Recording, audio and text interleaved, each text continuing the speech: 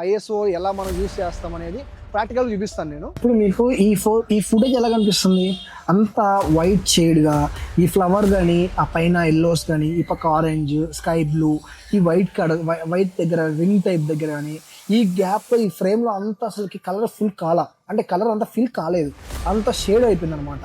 ఇప్పుడు నా ఐఎస్ఓ వచ్చి 500లో ఉంది, నా షటర్ స్పీడ్ వచ్చి 1/200 ఉంది, మనకి అపాచర్ వచ్చి 6.7 ఉంది. చాలా మంది అనుకుంటారు ఇక్కడ అపాచర్ తగ్గించుకోవాలా. సో ఇప్పుడు అపాచర్ వచ్చి 6.7 ఉంది, నేను తగ్గించా 5.6, 4.5, 4, 3.5. అసలు ఏం కనిపించట్లా, అసలు మొత్తం అయిపోయింది, ఏం లేదు మొత్తం. ఎందుకంటే లైట్ అనేది ఎక్కువ తీసుకుంటుంది లోపలికి. సపోజ్ ఇప్పుడు ఎగ్జాంపుల్ ఈ ఫ్రేమ్లో నాకేం బొకే అవసరమా? నాకైతే బొకే అవసరం లేదు గైస్. అందుకని నేను అపాచర్ ఏం చేస్తున్నాను, తగ్గించుకున్నాను. ఇంకేనా ఫోటో అంటే ఇలా కాదు గైస్. ఇప్పుడు ఫస్ట్ ఆఫ్ ఆల్ మనం ఐఎస్ఓ అనేది ఎంత వీలైతే అంత, అంటే 60x60, 100. అది వచ్చి 100 లాస్ట్, 100 పెట్టుకున్నా. తర్వాత ఇప్పుడు షటర్ స్పీడ్ వచ్చి కరెక్ట్గా 1/10 ఉంది, నేను 1/200 పెట్టుకుంటున్నా షటర్ స్పీడ్ వచ్చి.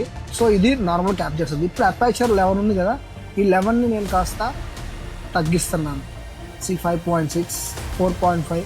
సో నాకు ఎక్కువైపోతుంది కాబట్టి నేను కరెక్ట్గా 5.6 పెట్టుకున్నా. సో ఇందాక 6.7 ఉంది కదా, 6.7 కొద్దిగా డల్ ఉంది. ఇప్పుడు కలర్ మొత్తం ఫిల్ అయిపోయింది మొత్తం.